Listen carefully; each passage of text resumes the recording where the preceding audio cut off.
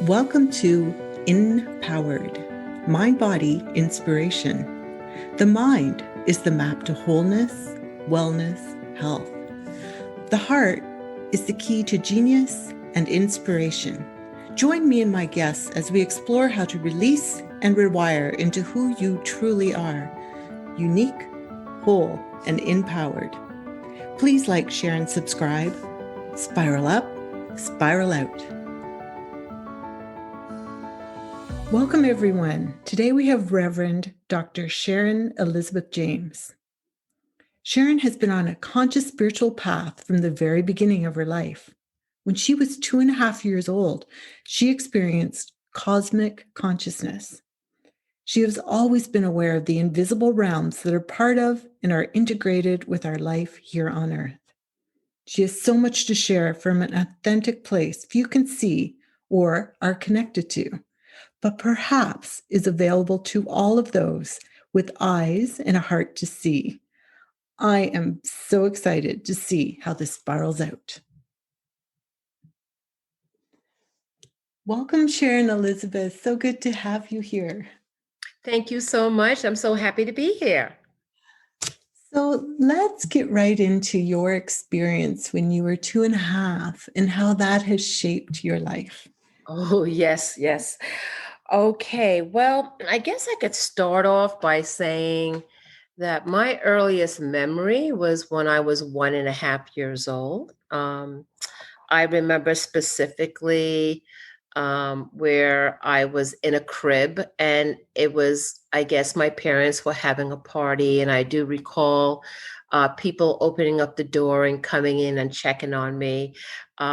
I also remember having a doll. It was like made of, it was stuffed, and it was a cloth doll that was stuffed, but it had a pointed head, like I guess what you call those cone heads, that Saturday Night Live used to do. So it was the same size as myself. So probably that was like a token as to what was going to unfold in my life later on, looking at this strange looking being looking back at me. But when I was 2.5 years old, I was in my parents, I was a toddler. I was just standing by a white wall.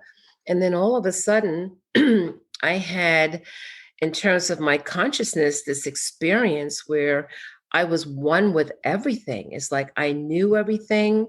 I knew that this was not my first time being on the earth.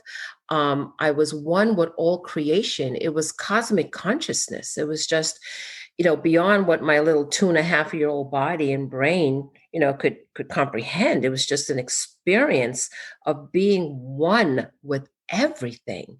And there's no words to describe what that was like. But after that experience, it was just always there within me. And I would say that this experience was something that kept me on course throughout my life. Now, I ended up going to Catholic school. And part of that, of course, they have the catechism and indoctrination, but there's a lot of indoctrination that this is how it is and this is how it should be. Some of it, of course, resonated with me and other things did not. I believe that I was always going back to this experience.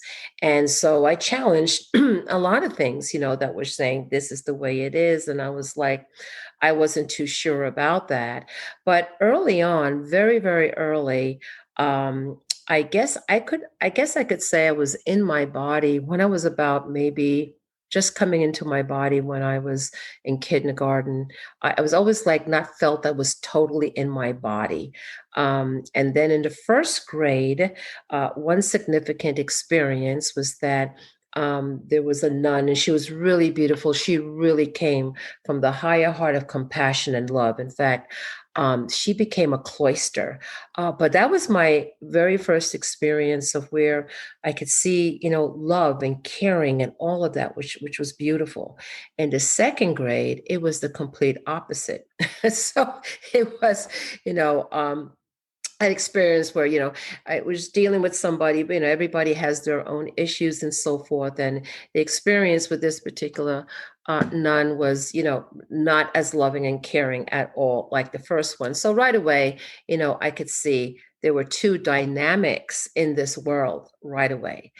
And then again, that experience, as I said, was such a part of me, even when I was, very young and a child, growing up. And then it became, at one point, I really got the chance to see what the world was like. And so maybe, I'm 7 years old, 8 years old, where you really begin to like, whoa, this is the world.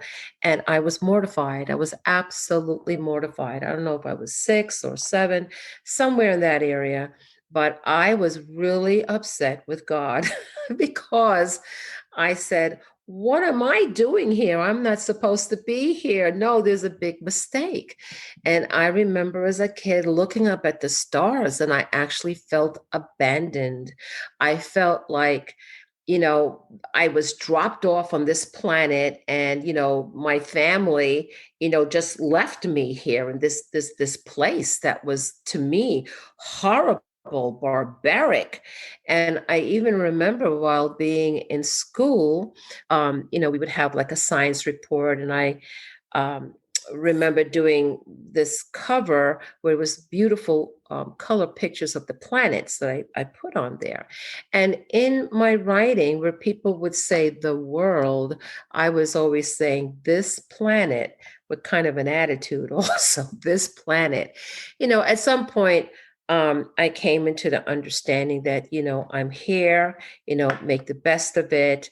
And that's what I did. But most certainly, that experience of cosmic consciousness when I was 2.5 years old was a defining point in my life that has always, even through obstacles and challenges and distractions of the world, did keep me on course. It also had me challenged the status quo if I did not feel it was ringing with some level of truth that I could resonate with.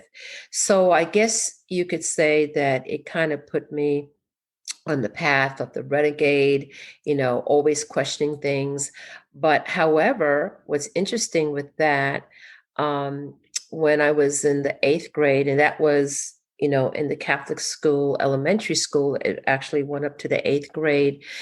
And when we were graduating, I ended up being the salutatorian because we had separate, boys on one side, girls on the other side. So we were schooled in separate buildings. But so you had, the two people that would be giving those speeches at this graduation. And this particular nun, this teacher, which I'm always grateful for her, I guess saw something in me that I didn't see. And the person that everybody would expect to be giving this salutatorian speech was not asked. She asked me. And I would say that that was a defining point also growing up that really empowered me, to take a leadership position and to move forward with that.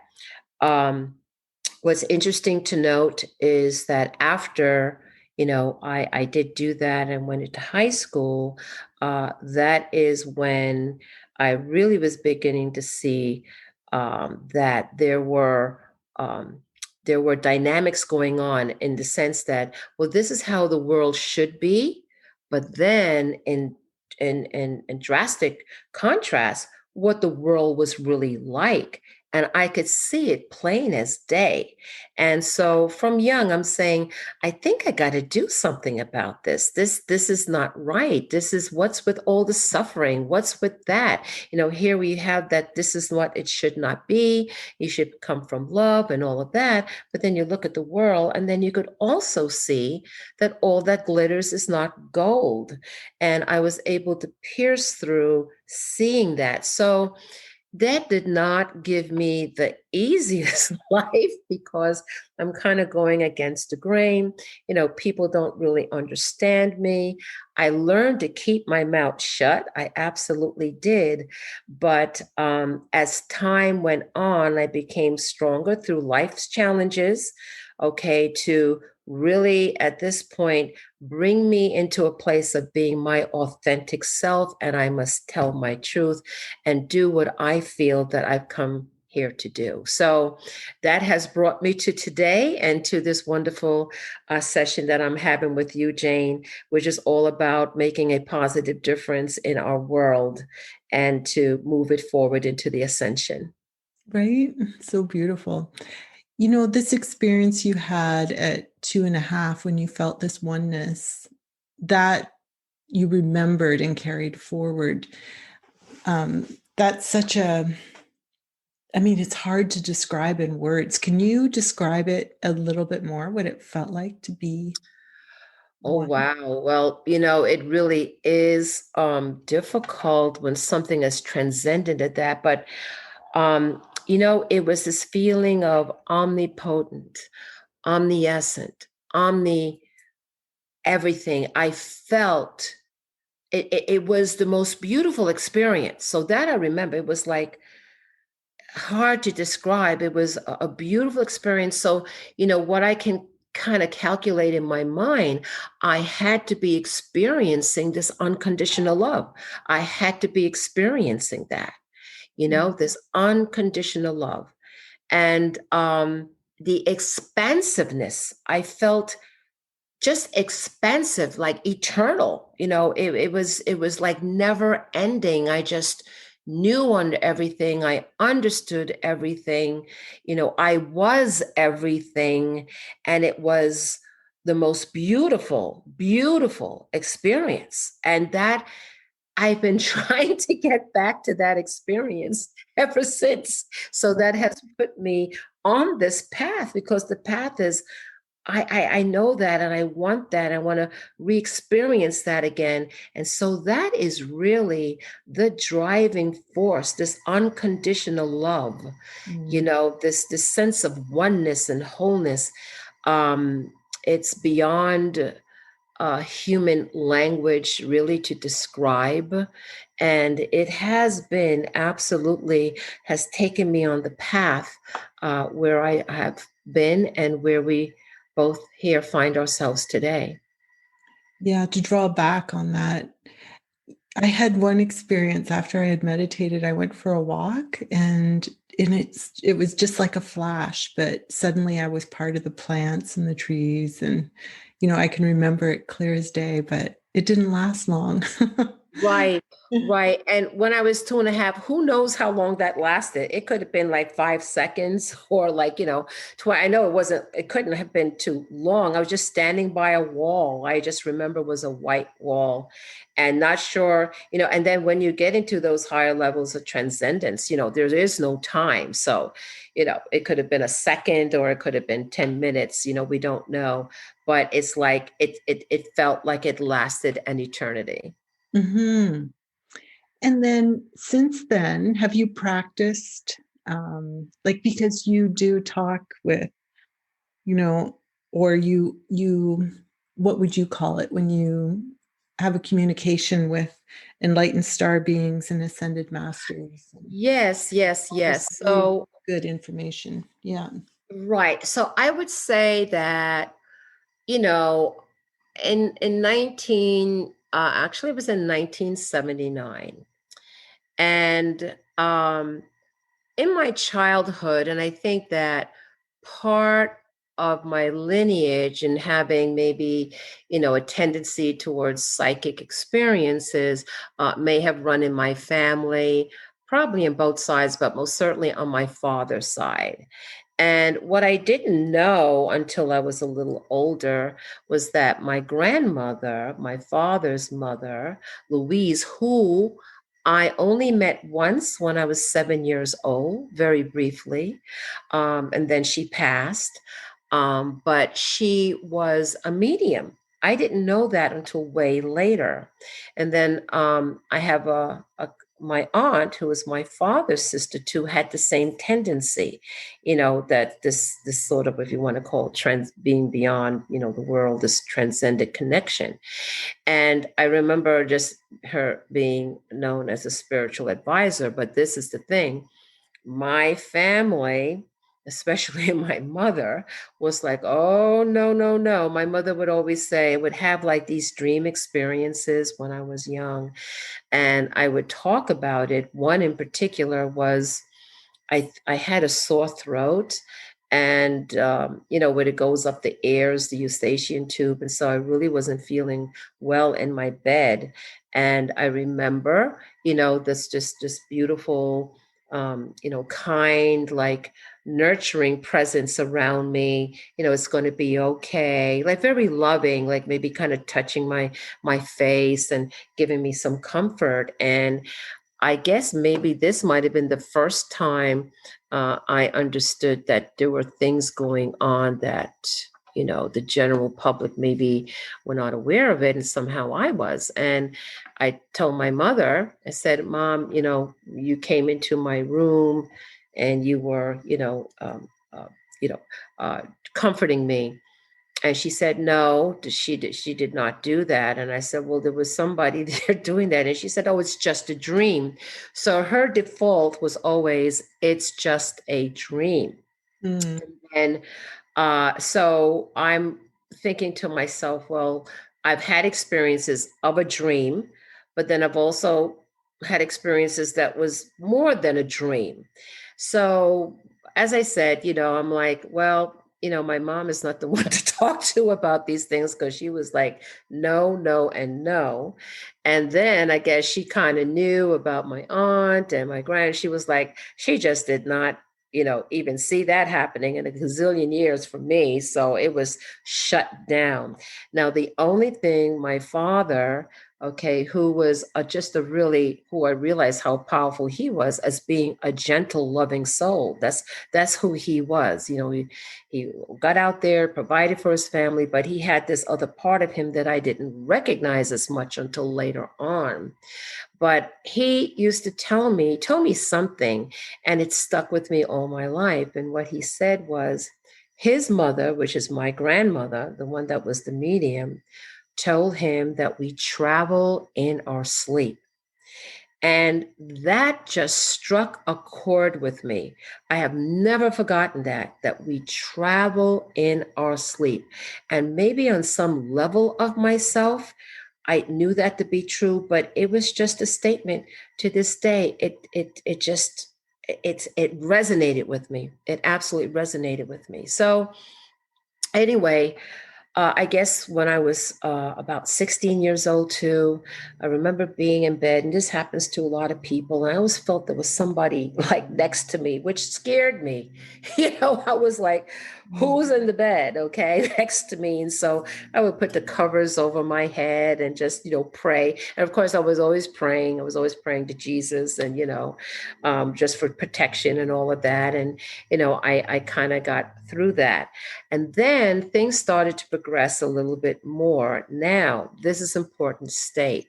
So since I was very, very young, some of these dreams or experiences I would have were like attacks. I guess that would be the word. I would be afraid. And so just giving an example is that I had one experience when I was younger, like in my 20s, that as I'm opening up and, becoming aware and, moving always on the path of wanting to know. I was always always a seeker of truth. I went to unity. I looked at, went ahead and went into other religions and philosophies and things like that, always seeking, seeking, seeking. I would have these dreams where I remember one time, I can't remember the full, it was more of experience, but it was like darkness trying to get to me, or darkness trying to, lure me in. And I just remember in these dream experiences, I'm with the light. I didn't probably say the light at the time, but I said, I'm with Jesus Christ, or whatever words I would say, particularly as a kid, just saying, no, I'm not, I'm not doing that. I'm not going to the dark. I'm not going with you. But that, I've spoken to other people. Sometimes they've had that because they know who souls have come in, souls that have committed to, walk the path of light. And most certainly, we had discussed earlier, there are those energies, those powers that be, those entities that I call the service to self group. Okay, they're like, we're in charge and we don't want any, we want to keep humans, where they are, keep them in chaos because it benefits us. And we're not talking anything about any ascension, and we're at the top of the heap and we're going to keep it that way. And so that has always been the struggle. If you go all the way back to the beginning, where we hear of, the so-called fallen angels, whichever way you want to, describe that, but it's something that has made a separation of the wholeness and oneness of the light and unconditional love. And so it's been this back and forth in this world of duality ever since. So as these experiences started happening, of course, I would question it and try to figure it out. But then that kept me seeking as to what is going on. I don't want to live my life in fear. I want to know what's going on. And so finally, at some point in my life, I had a connection with my aunt, the one I told you about, that was a psychic. She gave me some insight into one family member that supported me in my experiences. Nobody else did. And that's why I kept my mouth shut. And then at some point, what happened is that I believe it was 1979. I was having all these experiences, you could say paranormal experiences, and I'm trying to figure out what it is and why it's happening. And then I had one significant thing in 1979, I think was the most psychic year for me.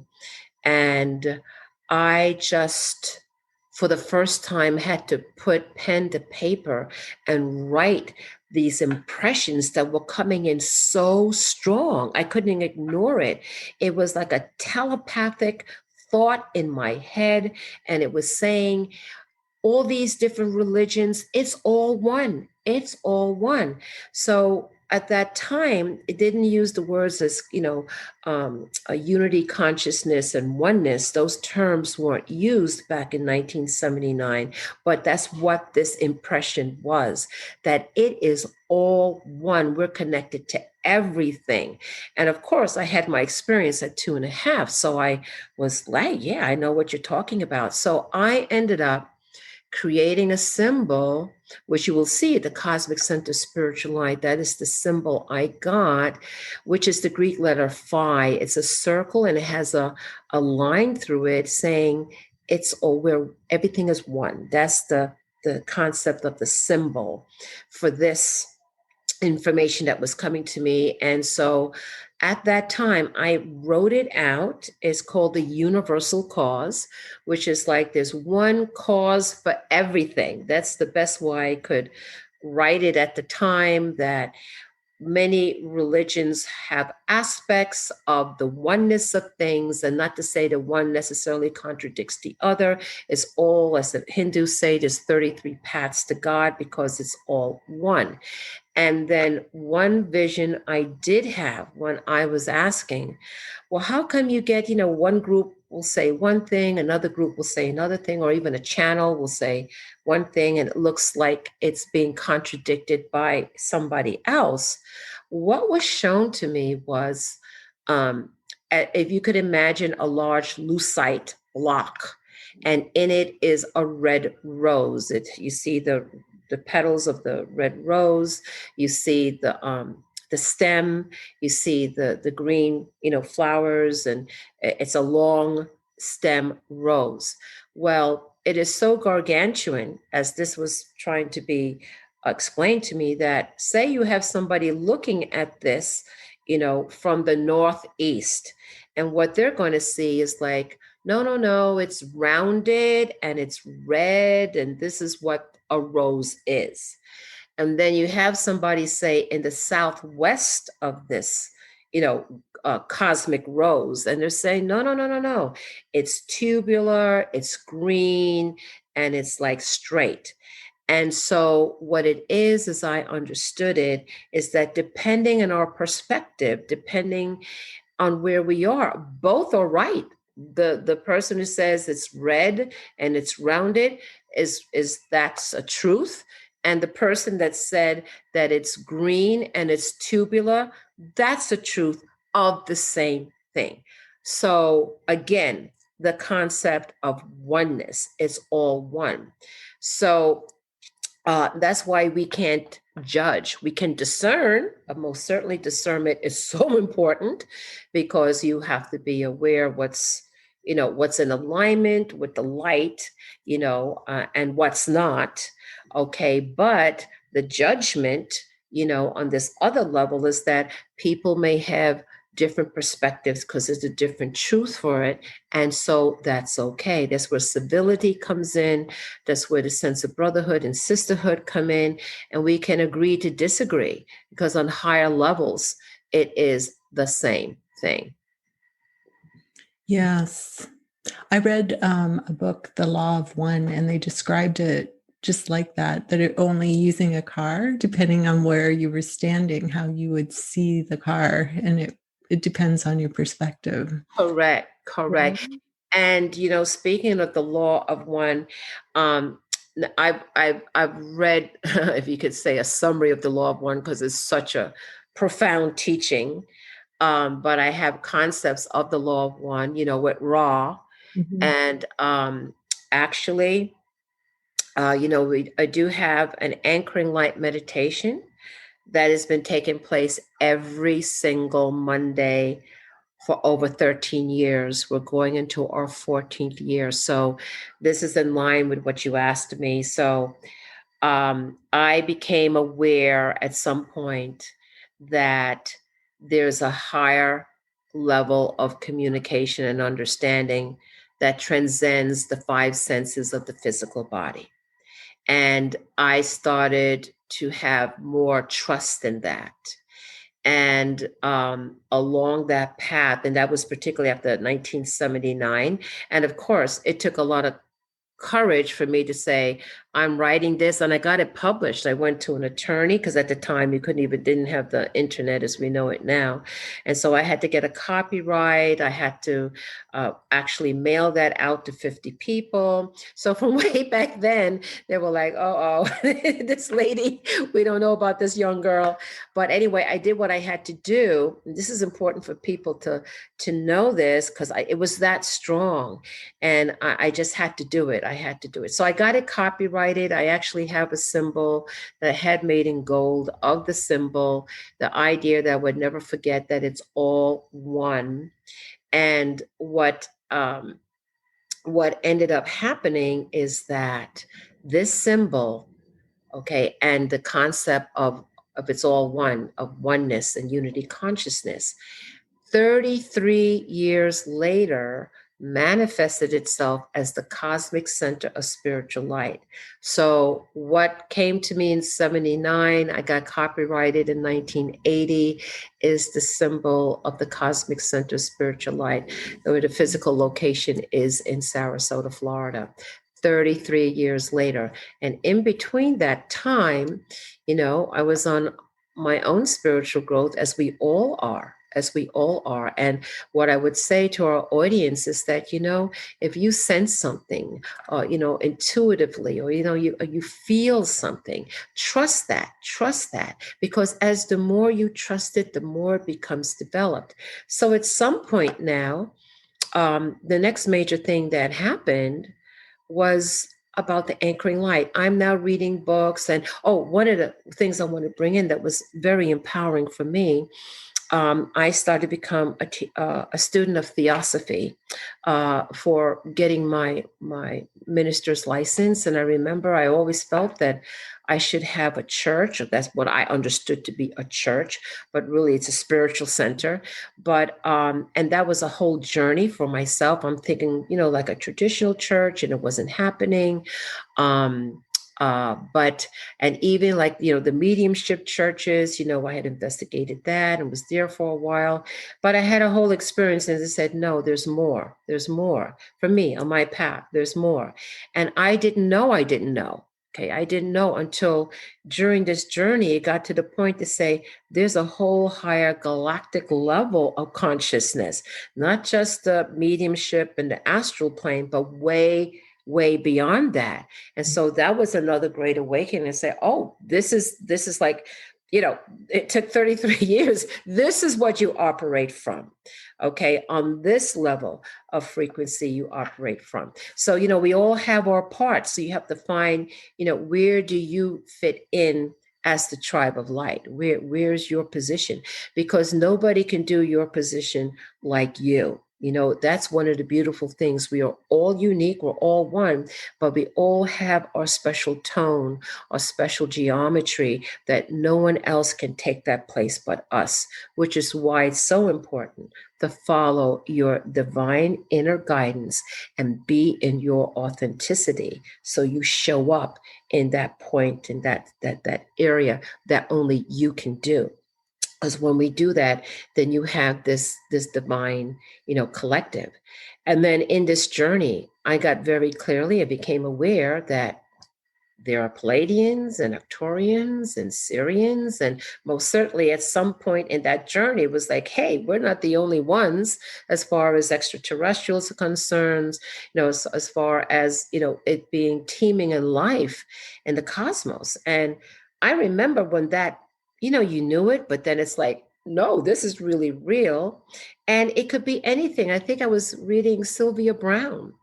And, I've been on the path, but then some perspective that she said brought that into my conscious reality. Like, whoa, there are other beings on many planets. And of course, that changes everything. That's a whole shift. And of course, you have to integrate it and so forth and so on. Another major thing that happened, another major thing is that I had a dream experience, and I just don't call it a dream because it's beyond a dream. It's a dream experience. And in this dream experience, I was giving the book of Earth. And it was, it was like in a Colosseum, like how you see the Roman Colosseum. And I find myself like at the top of it. And I'm like, what's going on? And everybody is like looking at me. There was like thousands of people there, everybody's staring at me. And I'm looking down at, the round amphitheater down there. And I walk down there. And this being, this huge being, I really could not see the face. They're so big, I could only see like the shoulder, but I think it was Thoth, the Egyptian Thoth, the scribe. It makes sense it would be the scribe. And there were a lot of other dignitaries around there. I was handed this book. And when I opened up the book, it wasn't like in hieroglyphics, it wasn't in a language, it was in colors. So how you would see like a watercolor, like your pinks and your blues, and how it, kind of blends in. As I turned the page, it communicated to me emotionally. And what the communication was telling me about the earth and what was really going on. And I was in shock. I was like, what? Oh my gosh, what? And I just remember just being like, whatever rose-colored glasses I had on came knocked off as these revelations that were coming to me through this process, through my emotions of understanding what was going on earth. And then I closed the book and I held it to me and I said, I know I can only do good with this information. And after that experience, my life again shifted in a dramatic way where all of a sudden, I'm like really, I had a dream about President Eisenhower. I was just a little kid when President Eisenhower was president, but that sparked me to do research on President Eisenhower and, some of the videos that were out there. And then that led me to like a video that I saw about black helicopters that led me to where he said, be careful of the, industrial complex. And I'm just like waking up to this whole other side. So I could say where the first part of it was like in the first grade with my teacher of love, love, love, and nurturing and caring. And then the second grade was the complete opposite of that. Well, I was in my second grade experience of learning what was really going on the planet. So now that brings me to a whole level of awareness, a whole where what do I do? So during that time is when, um, just prior to that, I just want to say that I also was aware of the suppression of the divine feminine, like right from the beginning. And I've had experiences with the Divine Mother, who I call Mother Mary, and she that I discussed with you, Jane. But one of the things I wanted to mention, about that is I saw right away that there is a great imbalance where women were concerned, absolutely concerned. So I always said, well, I got to do something about that. So an opportunity came up when I was part of an organization. It was very patriarchal. And I said I want to do peace meditation. I'd like to talk about, I always would say Father, Mother, God. They were telling me, well, they wanted to, I had some skills. So, they wanted me to sort of be, part of their organization, the platform, and give messages and things like that, which I could do. But I was interested in, you know, moving forward in a equitable way. And I would always say, of course, Father, Mother, God. And they had said, no, you can't say Father, Mother, God. I said, well, you can't ask me to do anything because I will always say Father, Mother, God. So, and I stood my ground, and they accepted it, and I became empowered. And then I said, we need to do about the goddess. We need to do about the high priestess. We need to do about the divine feminine. We need to get a group together. So again, that was denied. No, no, no. But then that's when Dan Brown's book came out. Uh, I can't think of it right now, but Dan Brown's book, and it was all about the divine feminine and what was really going on. And then they approached me because they wanted to do some classes and said, well, that Father, Mother, God thing you want to do, you can do it. And that door opened up, and we had an eclectic group of women come together from all faiths. It was just really amazing to discuss about, the Divine Mother and the suppression of this and the divine feminine. And that was an amazing thing. I ended up getting a book that literally fell to my feet by it was not We the Arcturians, it was the Palladians, Earth the Living Library, Earth the Living Library.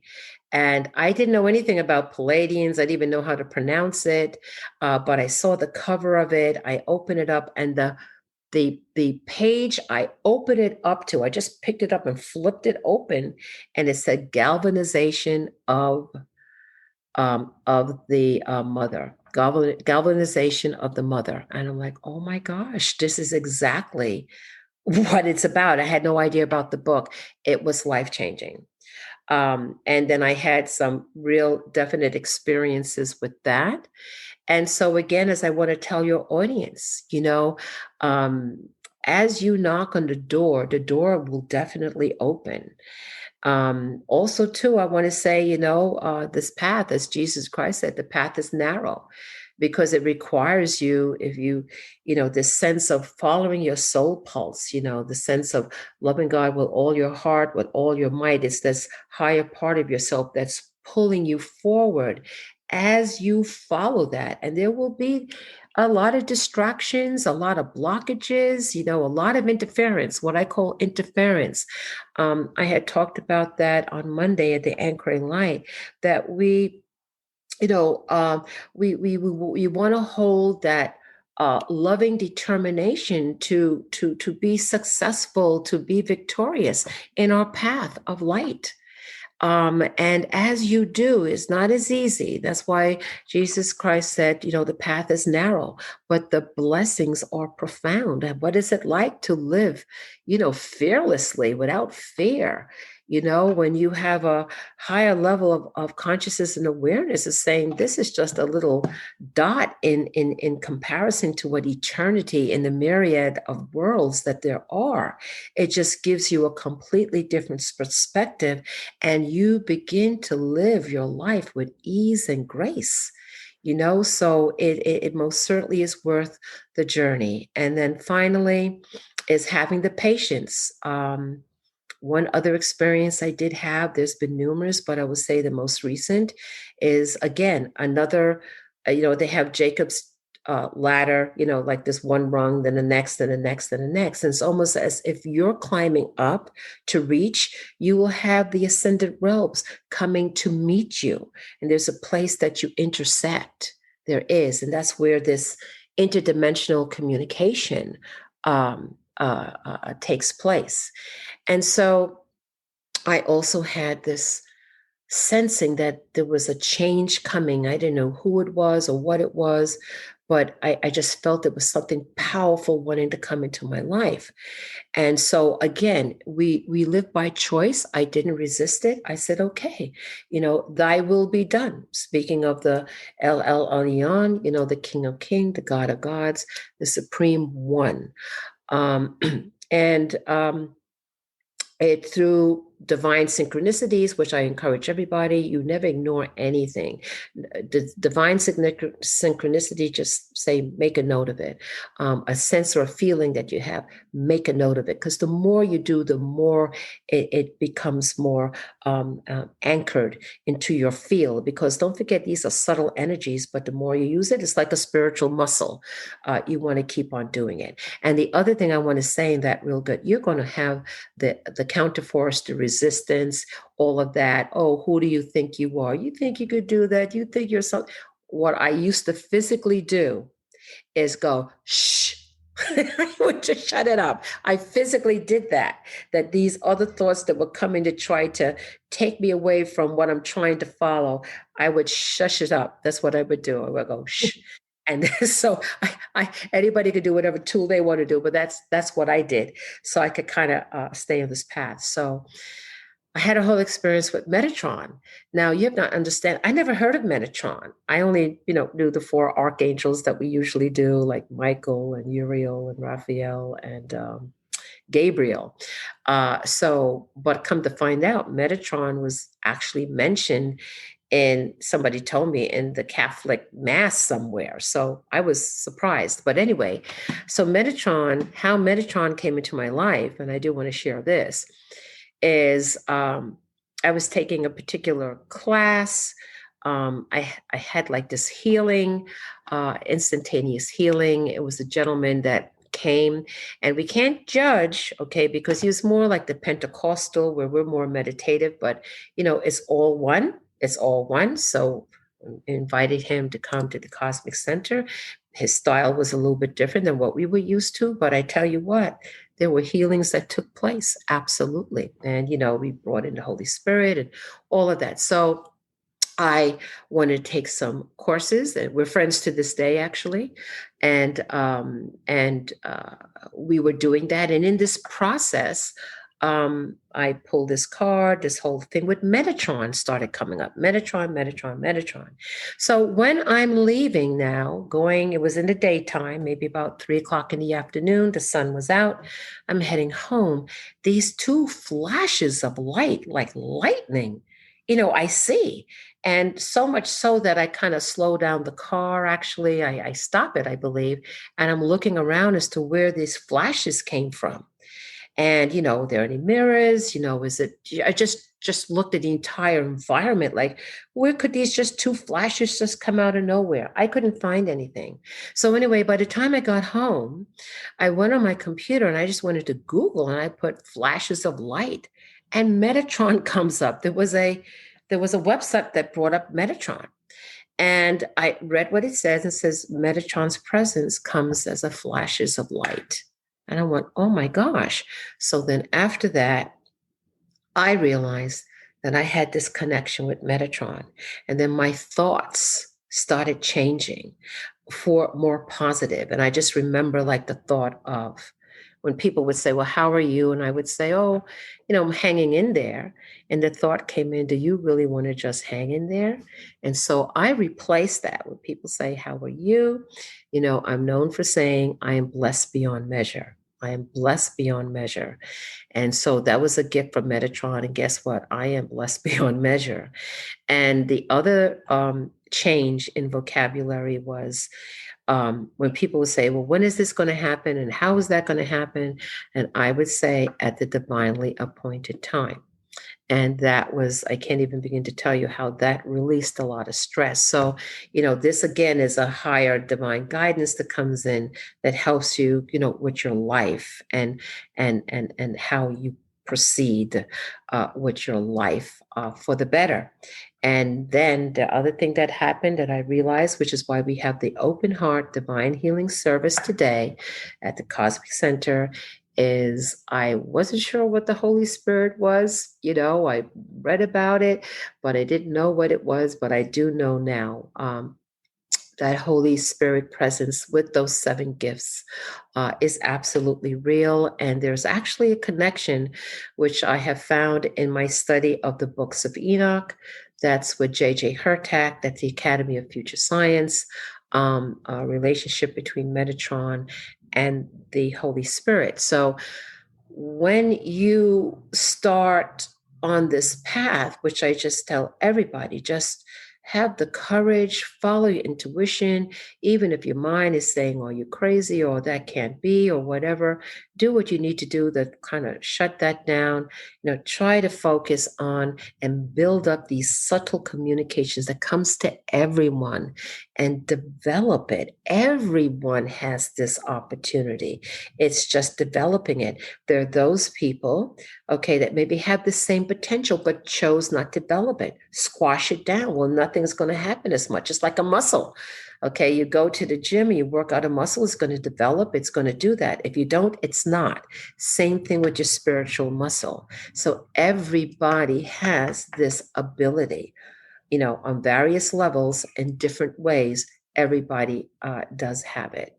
So that has brought us to a number of things that we offer, the anchoring light meditation, the open heart, divine healing service, what we do now in terms of inspiring people. I do a particular course called What's Really Going On Planet Earth. And we do have that available on Vimeo, where I do talk about now the Gnostic Gospels. That was a new level of the path of light that we're all on. Knowledge about the Gnostic Gospels, a lot of information was left out. Not only left out, it was manipulated also. I've come to appreciate what scriptures are, but in part, they're not the whole thing. So you have the Apocrypha, you have the Gnostic Gospels, you have these other pieces that man, made a decision to keep out. They said, you keep this in, you keep the other ones out. Well, I would say to everybody, you want to be no limitations, always discerning, but you should seek, wherever there is knowledge. And then you take the golden nuggets from it, and what doesn't resonate, you leave the rest. But it was in this journey that I became to understand, particularly with the Pistis Sophia. And the Pistis Sophia does talk of the ancient times and the split with the divine and how we find ourselves in the world we are today, which makes absolute sense. And so once you are aware, you know how to proceed and what to do. Right. So it's super important right now to do what you're saying, if at all possible, to, live your tone, walk the narrow path toward something greater. And absolutely. Yeah. And just describe what you see as ascension. And, I know there's a big, in your heart, a need to live in more of a doing for others instead of doing for self, because that is contributing to the whole. Right. Yeah. Speaking of that, Jane, yeah, I see it in two groups. It's the service to self or service to others. We're here for service to others. That is the path of light. In many traditions, they say that, we're one another's brothers and sisters. We are one humanity. And the challenge is, do we walk on a spiritual path? um, where you come from the path of service to others in the open heart of compassion and unconditional love, or do you give way to more of the animal passions, of lust and greed and power and so forth? So this has been, the back and forth of the polarities. We are in a world of polarity. And so it does depend on our choices. We have choice. And so our choices is going to dictate how things will unfold. And this is very important for us to be aware of. We are co-creators, because I want to impress to the audience here that we hold the similitude, we hold the image of the divine. And in fact, our creation has not been created in this physical level. It was on a much higher level. Okay, we didn't even have physical bodies. Our physical bodies came about density and the so-called fall, or the lower vibration. So we hold this divine similitude and image, what in Kabbalah they would call the Adman Kadmon, okay, the divine human. Okay, that was, Adam, that was Eve, the divine human. And then there's many different creational stories, but it is a similar theme. The similar theme is that something skewed off, something happened to make this vibration that was very high fall. So the Pistis Sophia, I recommend. It's really the story where the risen Jesus. So the Pistis Sophia is like not the Jesus that was on the cross, but this is after he came back and stayed for a while and spoke to the apostles and to his disciples, included, Mary and Solomon and Martha. I mean, it's a whole different thing. And he's saying, okay, let me explain to you the whole story. He says, I couldn't tell you everything before, but now I can. I'm here in my light body. And he talks about time travel. He talks about the myriad of worlds. He talks about, the different aeons. And he talks, about the Pistis Sophia, which is like the higher aeon of what you could say is that we're connected to Sophia, which was wisdom. And in her wanting to get more light, and there's a whole story, she fell, and then these archons, what they call the archons, or the service to self, these are on the higher levels, okay, start to manipulate her, which her story is the story of our story on the earth. And so what happens now, because of this fall in vibration, the fall of the filament, or which there's many ways of describing it, our goal of the path of light, okay, of that divine Maitreya, of that Christ consciousness, when they talk about, the gods returning, it has to do with this fall that happened on way higher levels than us, of which we are connected to. So how do we do our part? Well, a lot of it we can't do completely on our own, which is why we have the Amishadai, our family of light, in the higher realms of light. That's why you have avatars of light that have come to the planet to assist.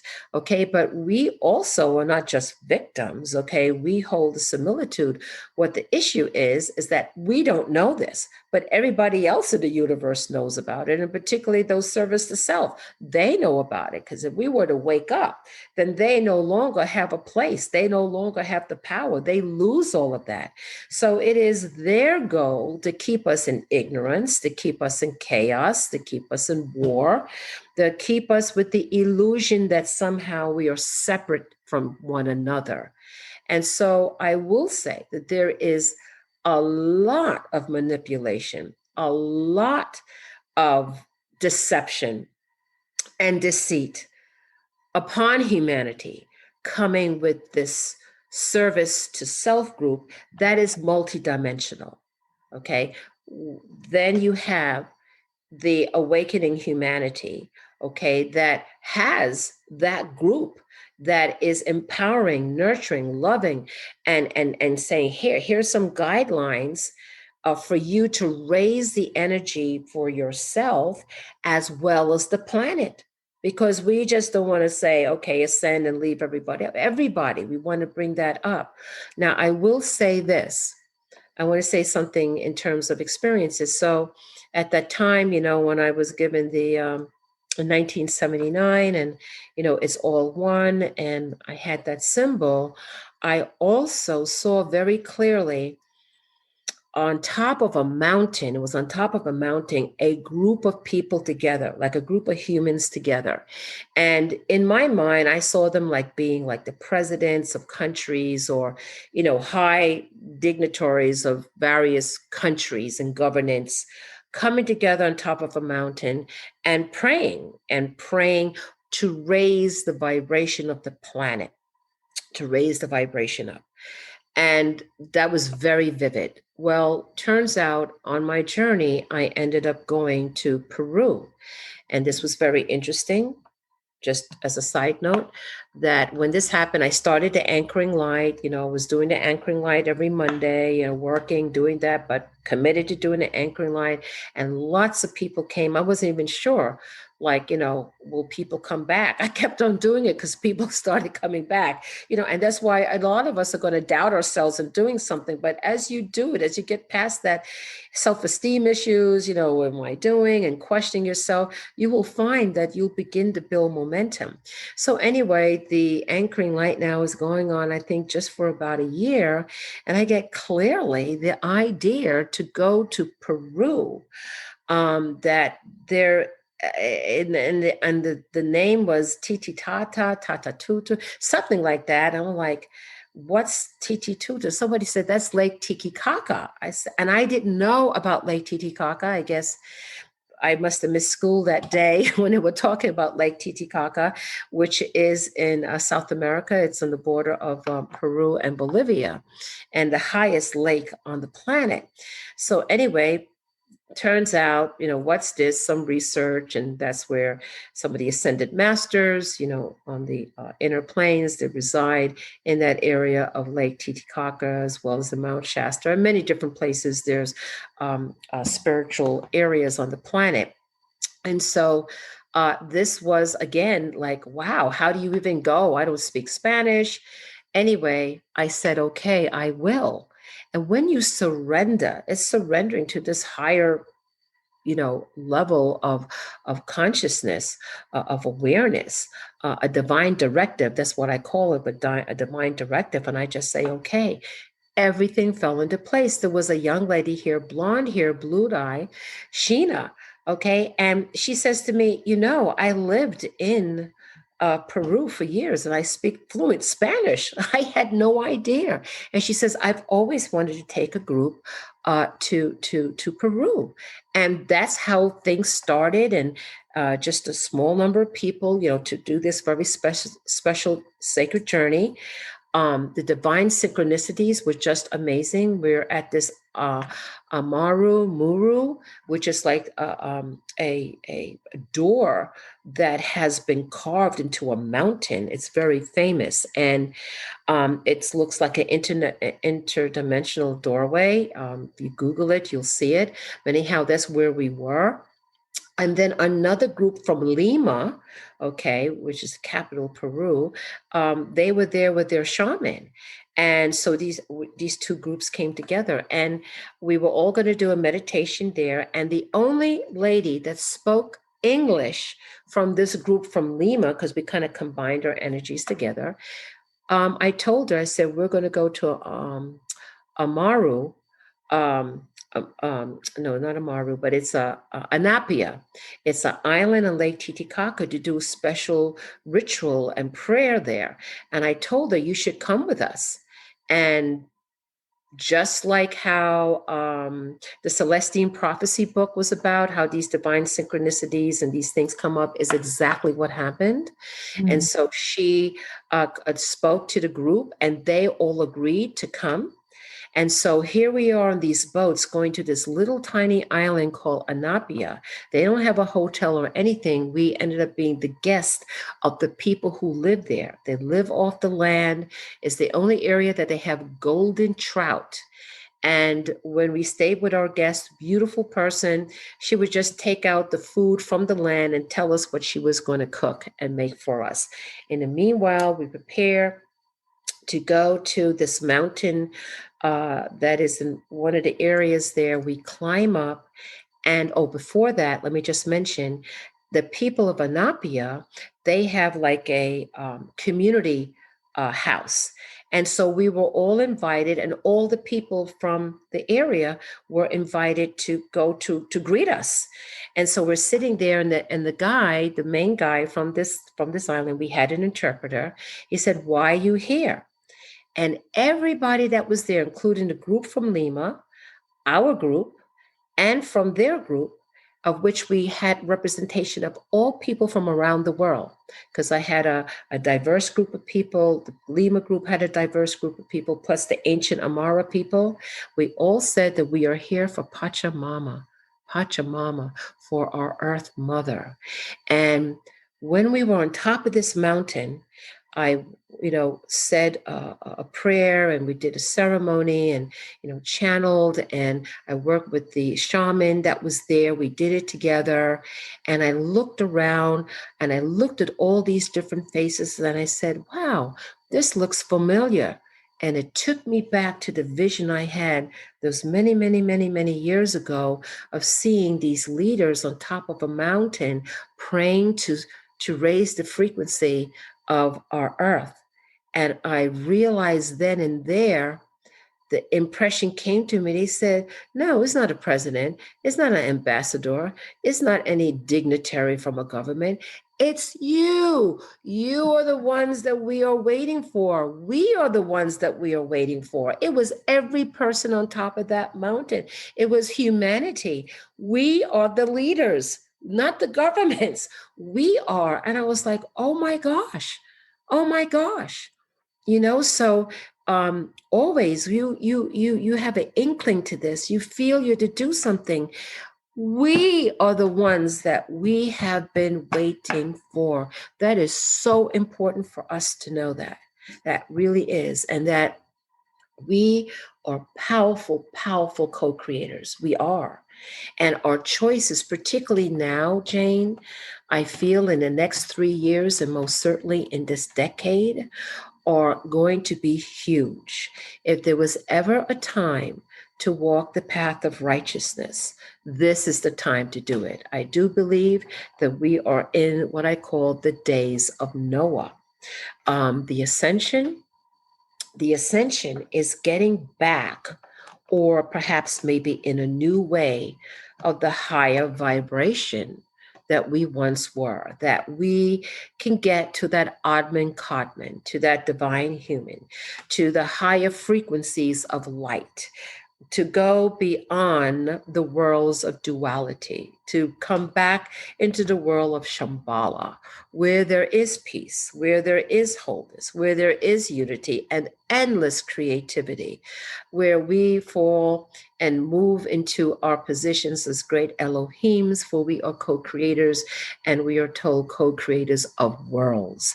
That this experience that we're going through now is literally a template for more worlds to be created. And so we now awakened humanity, remembering who we truly are as these magnificent spiritual beings of light, are here to raise the planet and all of her life into the higher frequencies of light and take our positions in this level, and to transcend the duality creational process. That's ascension. It's back from whence we came, which is what we all long for. Yeah. And I just love your message that it's time for all of us to step up and follow our intuition and be where we should be at the right time and do what matters, Yes, right? absolutely. Mm-hmm. Absolutely. And I want to say that we hold that much power. See, this is the let me say just there's a couple of things. How do we begin to do this? I'm going to just take some of the uh, information that we share at the Open Heart Divine Healing Service when people are looking for healing. And that's our personal journey. We have to heal ourselves. Okay. We have to heal ourselves individually and collectively, meaning we always have to improve ourselves. We always have to seek, we all have to understand, we have to do those things that brings us back into wholeness. So there's 3 tenets of the Open Heart Divine Healing Services that we do, which is the first Sunday of every month. And one is we have to forgive. We have to forgive everything and everybody, just a blanket forgiveness. And I've heard people say, I can't forgive. That's fine. Call for divine intervention. You have to understand that we are not alone. We are part of the family of light, the Amish Shaddai. Okay, that is, you have avatars of light. And of course, you come to the realization we're not limited to this physical body. We're way more transcendent to that. Okay, you can call for divine intervention. You have to remember to ask. You have to remember to ask. There's a divine directive that says that there's no interference, at least from the light. There are those that do break that directive, but it is very, very good to be in a habit of calling for divine intervention. The angels, the ascended masters, your ancestors, whoever it is that you resonate with, okay, the saints, call for divine intervention that helps, and they can help you on your path of forgiveness. Because forgiveness is not for the other person, it's really for you. And with that, you forgive yourself. You also forgive that other person benefits by that. So that's number 1. And then number 2, this is a real biggie, is to know that we are worthy of forgiveness, of love, of wholeness. We're worthy of it. There's so many people that think, oh, I'm not worthy of love, I'm not worthy of healing. And when it gets to the worst circumstances of that, I can't even tell you how it pulls on my heart that people commit suicide because they think that this is it. This is the end of it. No, it's not. You are worthy because there is forgiveness, number 1. When you understand everything, you forgive everything because it's not easy. There are these negative influences that are there that are competing with who we are as these magnificent beings of light. And it's just that we don't know it.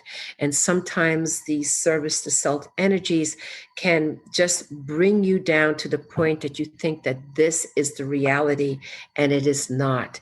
We are in this world of Maya. And just telling you real quickly an experience I had with the Divine Mother as I asked, well, what's this world of Maya? What is this illusion?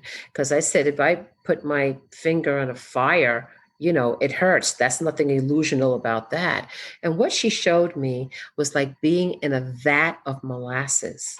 And if you can imagine that, that you don't know which way is up, which way is down, right or left, that's how thick the illusion is for many, many, many people, for the masses of people. It's that thick. And so the fact that you could even move in a direction, towards the light, okay, you pat yourself on the back because it is a very world of great a delusion that can make you think that somehow you're not worthy. And then the third dynamic for healing is you have to be at the minimum open for healing. If somebody says, prove it to me, then that's not going to work. You have to be open to healing, but it'll come to a point where you say, I believe I can be healed. And then it comes to a point where you say, I know I can be healed. And if you begin to pierce through what I call electromagnetic field of the earth density, that you can move beyond that and tap into the higher parts of yourself, your higher self, your over self, and that part of yourself that's connected, with the myriads of radiant beings and of creation, then you hold much power. Your smile, if you smile at somebody, will be so more impactful, you have no idea, because you're beginning now to hold this frequency on a regular basis. You're holding this frequency of higher light. And the more that you are able to hold this light quotient within your being and being on the earth, the more you can impact the earth in a powerful way. So your own personal journey, of healing yourself, of staying on your path, of moving forward, it literally ripples throughout the cosmos, ripples throughout the cosmos. So yes, it's and is it worth doing? Oh my goodness, yes. Even as we are in this physical world, is your path of mastery. You could be in the midst of chaos and be in your center. You can be exposed and see things where, for example, what I do when I see, some of these terrible images, what's going on in the world, like in Syria and so many other places, and just the level of cruelty of what humans do to other humans. And of course, that sinks anybody's heart. It could bring anybody's energy down. But remember who you are, that instead of just looking at it, feeling helpless about it, I actually use my power of visualization, which is a divine power. That's how we create. I use my power of divine visualization, of imprinting on there. Okay, green grass, happy children, happy people. I'm putting another stamp or another timeline on that. And I want to speak about timelines really quick, real fast. So I think I had shared with you from many, many years ago, became aware. I didn't even really have, as I said, people around me, my didn't have that much support from the group, and most of us don't. It's a lonely path in the beginning until you find your tribe. And years back it was way like you're the only one, but now it's getting a little bit better. The tribe of light is coming together around the planet. We're all kind of finding each other using the tools of Aquarius, which is the internet and so forth. So as we are now, walking together, amassing our light together, instead of just being a little pinpoint of light, we're having like a huge, huge pillar of light now, because there is momentum going. So what's happening? The ascension is going to happen. How we experience it is our choice. And years back, I was shown, when I was, just starting like this awakening, that there was a show called The Price is Right, and it had door number 1, door number 2, door number 3, and showing that, like say, door number 1 was the easier path. If the collective unconscious of humanity was raising its frequency towards love and, humanitarianism and that sort of thing, then we could have a fairly, somewhat easy way into the ascension. Okay. There's going to be adjustments, of course, and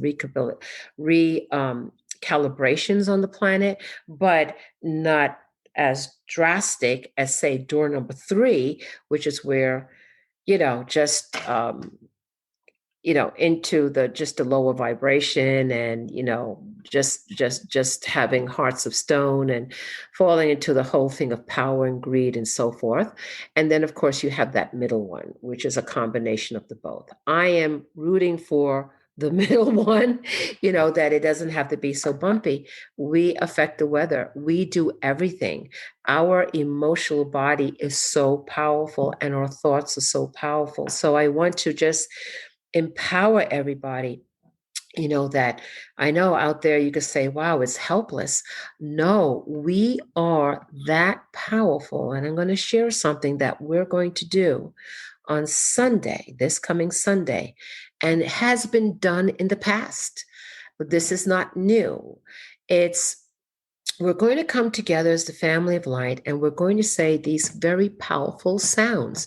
I want to talk a little bit about sound. Okay. Even in the Genesis, it says, and then there was the word. Sound creates. Sound creates. It's a vibration, and sound has a color, it has a geometry.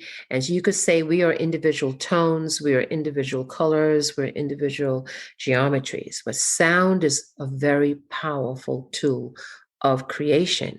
And so this is what Moses used to part the Red Sea. This is what Elijah, Jesus, and other great avatars of light, they knew about the language of light, the sacred language, and these tones. And there are 5 sacred languages on the planet.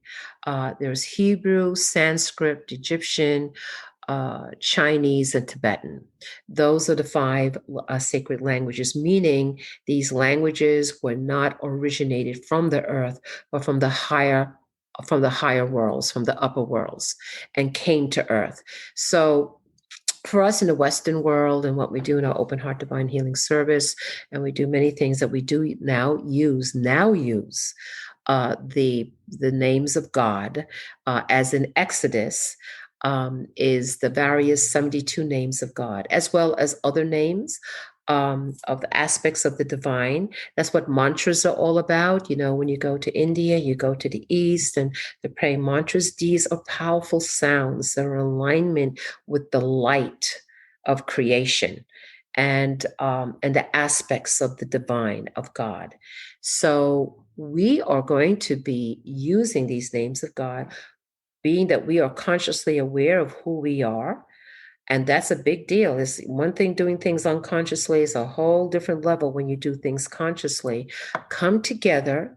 We'll be dressed in white. It'll be very ceremonial, and we are going to chant the names of God with the intention to dismantle these thought forms that are building up, negative thought forms within the gravitational pull of the earth, of a civil war, continuing still for the United States, and also a world war, wanting to build momentum.